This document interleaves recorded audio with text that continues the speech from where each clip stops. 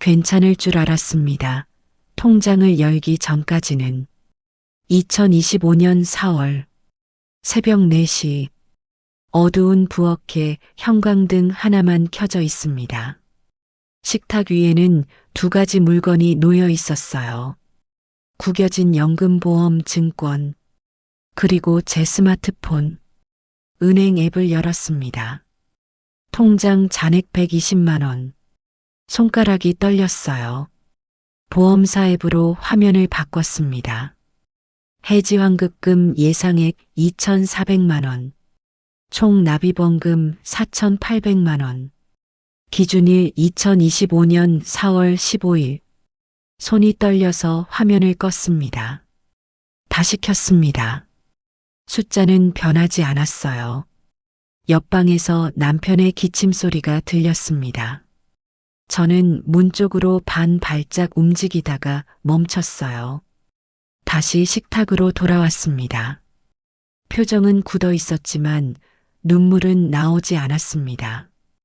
이제 어디서부터 잘못됐는지 말해보려 합니다. 여기는 인생 라이프, 평범한 사람들의 숨겨진 이야기를 들려드립니다. 제 이름은 김순자입니다.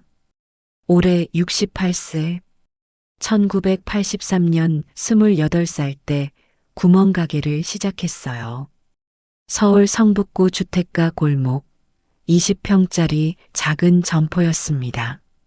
남편 김철수와 함께 42년을 일했어요.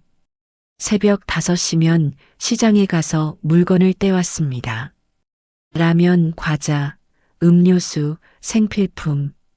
무거운 박스를 들고 가게로 돌아오면 6시.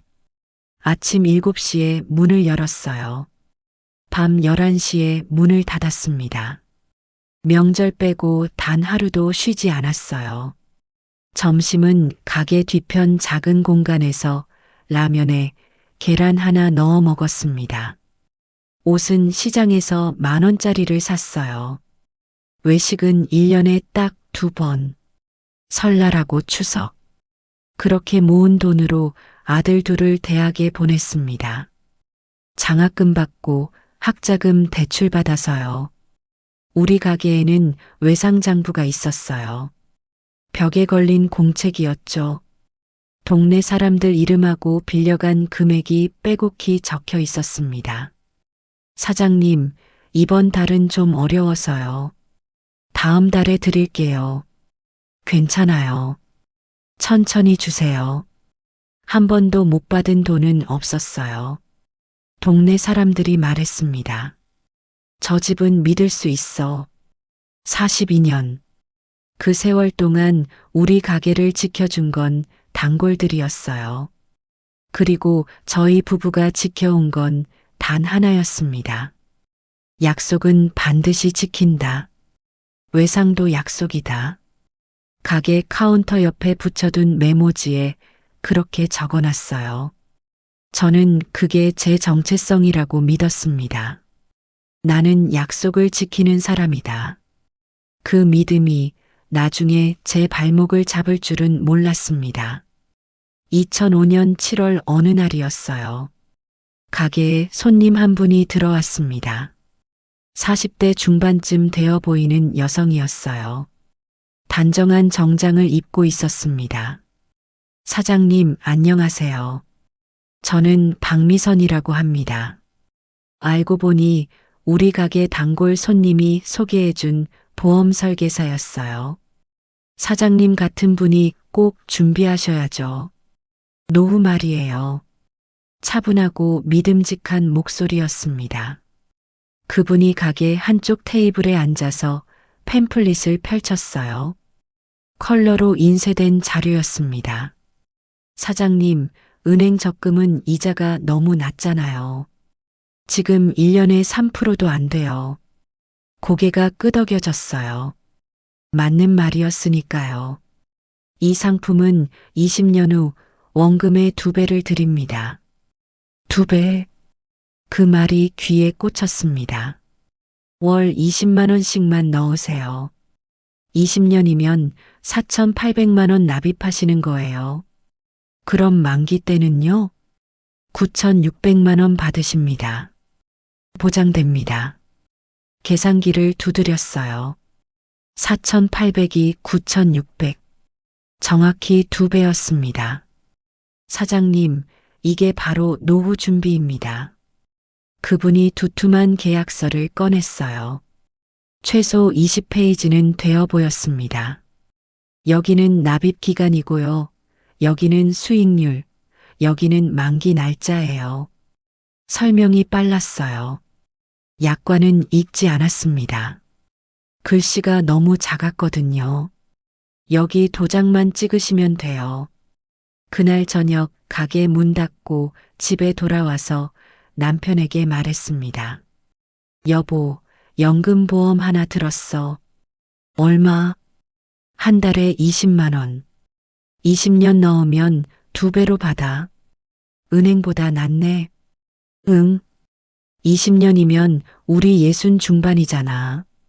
그때쯤이면 가게 정리하고 쉬어야 될 때니까 딱 맞아. 남편도 고개를 끄덕였어요. 저는 생각했습니다. 이 정도면 안전하다. 왜냐하면요. 첫째, 대기업 계열 보험사였어요. 이름만 들어도 아는 곳이었습니다. 둘째, 설계사 박미선 씨는 교회 집사였어요. 신앙이 있는 사람이었죠.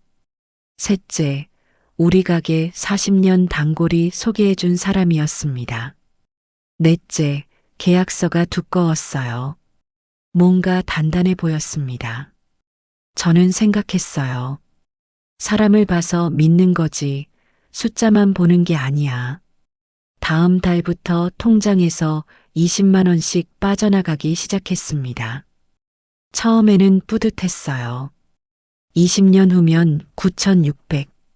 계산기를 두드릴 때마다 마음이 든든했습니다. 우리 노후는 이제 괜찮아. 2010년. 납입한 지 5년이 지났습니다. 설계사 박미선 씨는 처음 몇 년 동안 연락을 자주 했어요. 매년 생일이면 문자가 왔습니다. 사장님, 생일 축하드려요. 항상 건강하세요. 명절 때도 연락이 왔죠. 노후 준비 잘하고 계시네요. 그런데 2010년부터 연락이 뜸해지기 시작했어요. 생일 문자가 안 왔습니다. 전화를 해도 통화 중이었어요. 2015년, 납입 10년 차, 설계사에게 전화했습니다. 저 만기 전에 중간 정산은 어떻게 되나요? 아, 사장님. 지금 바쁘니까 나중에 전화 드릴게요. 나중에 전화는 오지 않았습니다. 2018년, 납입 13년 차, 전화번호가 바뀌어 있었어요. 대신 문자 하나가 왔습니다.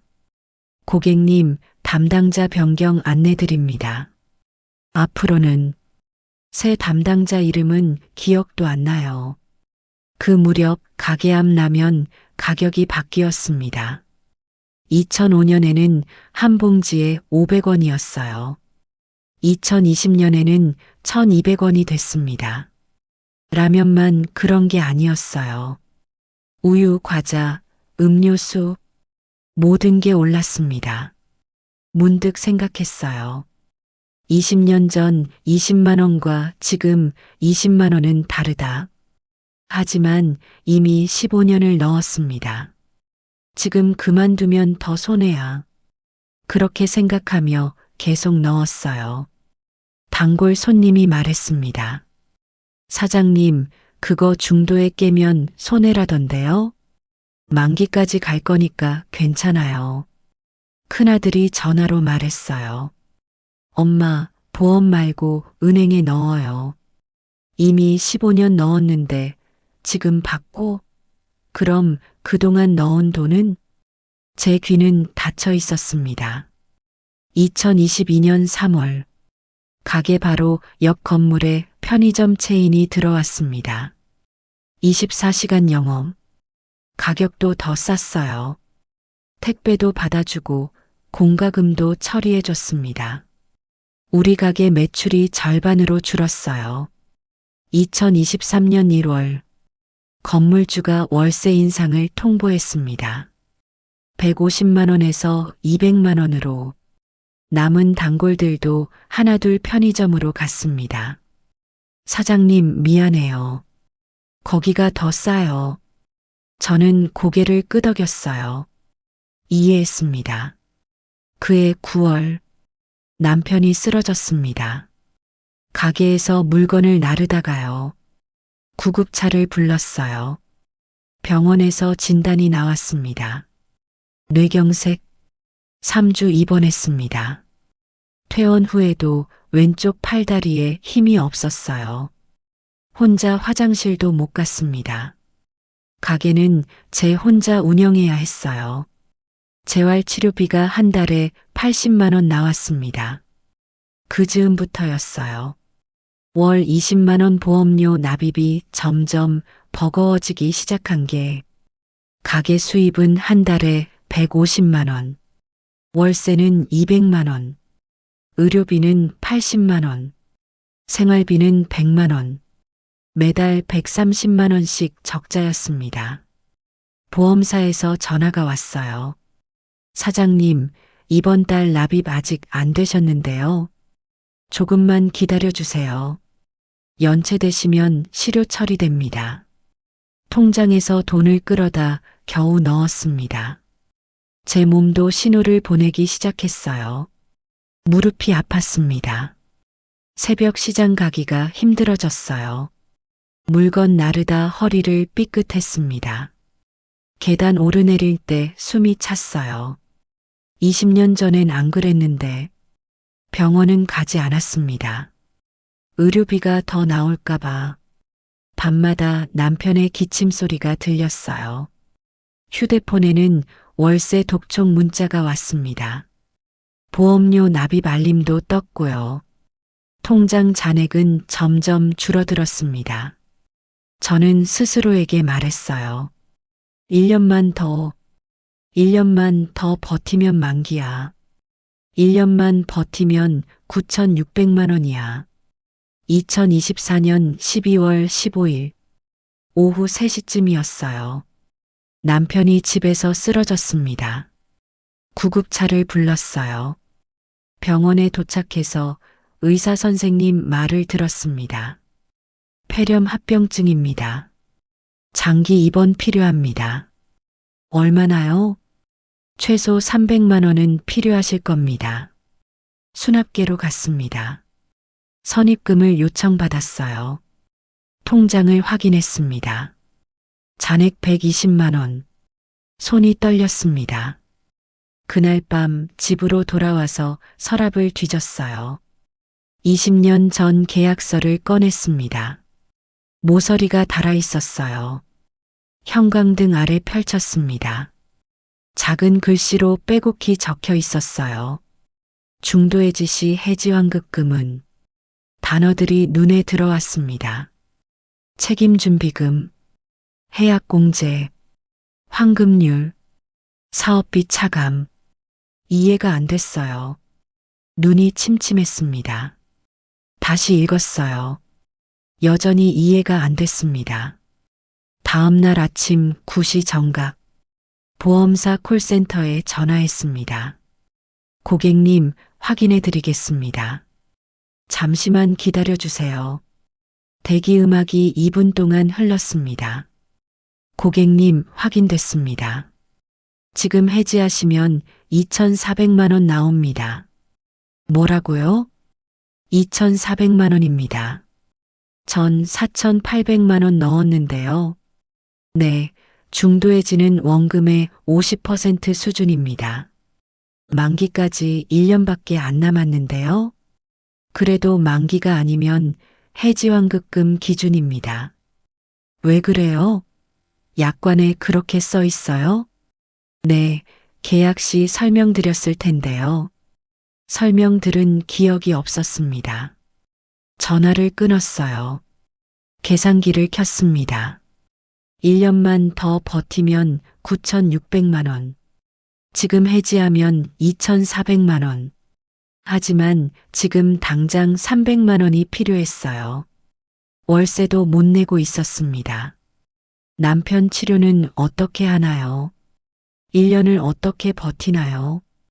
그때 깨달았습니다. 어느 쪽을 선택해도 지는 게임이라는 걸. 2024년 12월 20일 보험사 지점을 방문했습니다. 서류를 작성했어요. 고객님, 만기까지 1년인데 정말 해지하시겠어요? 네. 다시 생각해 보시겠어요? 아니요. 수령액 2,400만 원. 이틀 후 입금됐습니다. 남편 치료비로 800만 원을 냈어요. 밀린 월세를 정리했습니다. 400만 원. 남은 돈은 1,200만 원. 2025년 2월 가게 문을 닫았습니다. 42년 운영한 가게였어요. 벽에 걸린 외상장부를 떼어냈습니다. 약속은 반드시 지킨다고 적힌 메모지도 떼어냈어요. 지금 저는 아들 집 근처 고시원에 삽니다. 월세 35만 원. 3평? 창문이 없어요. 남편은 아들 집 방 하나에서 요양하고 있습니다. 며느리가 돌봐주고 있어요. 저는 주말에만 방문합니다. 제 일은 새벽 청소 아르바이트예요. 새벽 4시에 출근해서 오전 8시에 퇴근합니다. 한 달에 90만 원. 남은 돈 1,200만 원은 아들이 관리하고 있어요. 엄마, 제가 잘 불려놓을게요. 믿지는 않지만 맡겼습니다. 아들들은 자세히 모릅니다. 엄마가 노후 준비를 잘못했다 정도만 알고 있어요. 2,400만 원 손실은 말하지 않았습니다. 말하면 더 미안할 것 같아서요. 엄마가 멍청해서라고 생각할까봐. 말할 수 없는 후회예요. 새벽 청소를 하면서 생각합니다. 은행에 넣었으면 원금은 지켰을 텐데. 20년을 기다렸는데. 사람을 믿어서 숫자를 놓쳤다. 하지만 남편은 살았습니다. 치료받고 있어요. 아들도 도와주고 있고요. 그게 위로가 될까요? 보험사는 약속을 지켰습니다. 만기까지 가면 2배를 주겠다고 했고 저는 만기까지 가지 못했으니까요. 하지만 제 삶은 그 약속을 못 기다렸습니다. 잘못은 제게 있습니다. 20년을 계획했지만 20년 안에 아플 거라는 계획은 없었습니다. 혹시 지금 20년 후면 괜찮을 거야라고 생각하고 계신가요? 저도 그랬습니다. 40대였던 저는 60대를 상상하지 못했습니다. 숫자는 명확했지만 인생은 명확하지 않았습니다. 그 선택이 틀렸다고 말할 수는 없습니다. 다만 다시 돌아간다면 저는 20년 후가 아니라 내일을 준비했을 것입니다. 끝까지 시청해 주셔서 감사합니다.